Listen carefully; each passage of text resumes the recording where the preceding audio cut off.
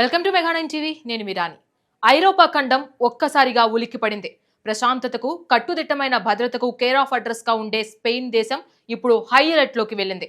వందలు కాదు, ఏకంగా వేలాది మంది పొరుగు దేశం నుంచి ఒక్కసారిగా తమ దేశంలోకి చొరబడడంతో పరిస్థితిని అదుపు చేయడానికి స్పెయిన్ ప్రభుత్వం ఏకంగా ఆర్మీనే రంగంలోకి దించాల్సి వచ్చింది. సముద్రంలో ఈదుకుంటూ ప్రాణాలకు తెగించి మరి వలసదారుల స్పెయిన్ లోకి ఎందుకు వస్తున్నారు? అసలు మొరాకో దేశ సరిహద్దుల వద్ద ఏం జరుగుతుంది?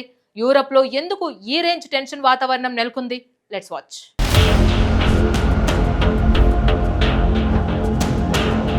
ఈ మొత్తం సమస్య అర్థం కావాలంటే మనం ముందుగా సియుటా అనే ప్రాంతం గురించి తెలుసుకోవాలి. భౌగోళికంగా చూస్తే ఈ సియుటా ప్రాంతం ఉత్తర ఆఫ్రికాలో మొరాకో దేశానికి ఆనుకుని ఉంటుంది. కానీ రాజకీయంగా ఇది ఐరోపా దేశమైన స్పెయిన్ ఆధీనంలో ఉంటుంది. అంటే ఆఫ్రికా ఖండంలో ఉన్న ఒక చిన్న యూరప్ భూభాగం అన్నమాట. ఎవరైనా ఆఫ్రికన్లు ఐరోపాలోకి అక్రమంగా ప్రవేశించాలంటే వారికి ఉన్న అతి సులువైన మార్గం ఈ సియుటా సరిహద్దును దాటడమే. ఎందుకంటే ఆ చిన్న కంచె దాటితే చాలు, వారు అధికారికంగా యూరప్ గడ్డపై కాలు పెట్టినట్లే. సాధారణంగా ఇక్కడ సరిహద్దు భద్రత చాలా కఠినంగా ఉంటుంది. కానీ అనూహ్యంగా మొరాకో వైపు నుంచి కేవలం 24 గంటల వ్యవధిలోనే సుమారు 8,000 మందికి పైగా వలసదారులు సియుటా వైపు దూసుకొచ్చారు.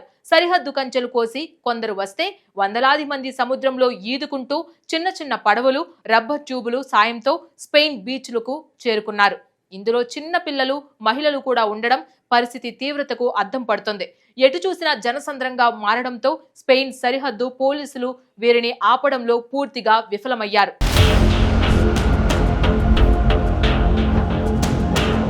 పరిస్థితి పూర్తిగా చేయి దాటిపోతుండటంతో స్పెయిన్ ప్రభుత్వం వెంటనే అప్రమత్తమైంది. సియుటా ప్రాంతానికి మిలిటరీని పంపించింది. సాయుధ బలగాలు, ఆర్మ్డ్ వెహికల్స్ బీచ్ పొడవునా మోహరించాయి.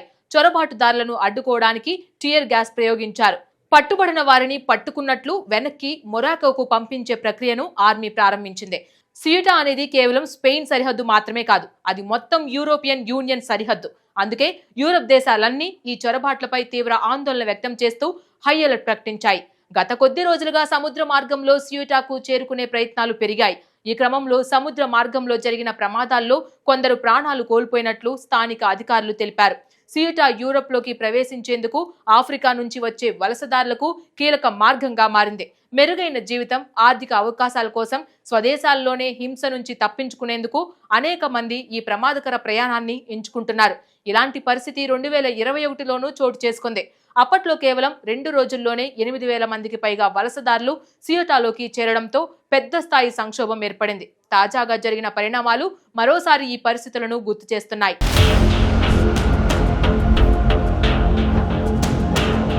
అయితే ఇక్కడ అందరినీ తొలిచేస్తున్న ఒక పెద్ద ప్రశ్న ఏంటంటే, ఇంత భారీ స్థాయిలో జనాలు బార్డర్ దాటుతుంటే మొరాకో ప్రభుత్వం ఏం చేస్తుంది?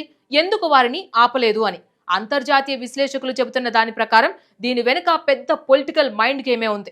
మొరాకోకు వ్యతిరేకంగా పోరాడుతున్న పశ్చిమ సహారా వేర్పాటువాద నాయకుడు బ్రాహిం గలీకి స్పెయిన్ ప్రభుత్వం రహస్యంగా తమ దేశంలో వైద్య చికిత్స అందించింది.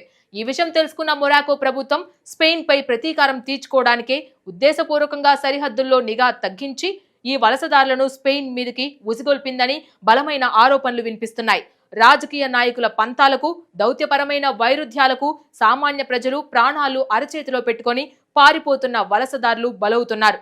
స్పెయిన్, మొరాకో మధ్య జరుగుతున్న ఈ కోల్డ్ వార్ ఎటు దారి తీస్తుందనేది ఇప్పుడు ఉత్కంఠంగా మారింది.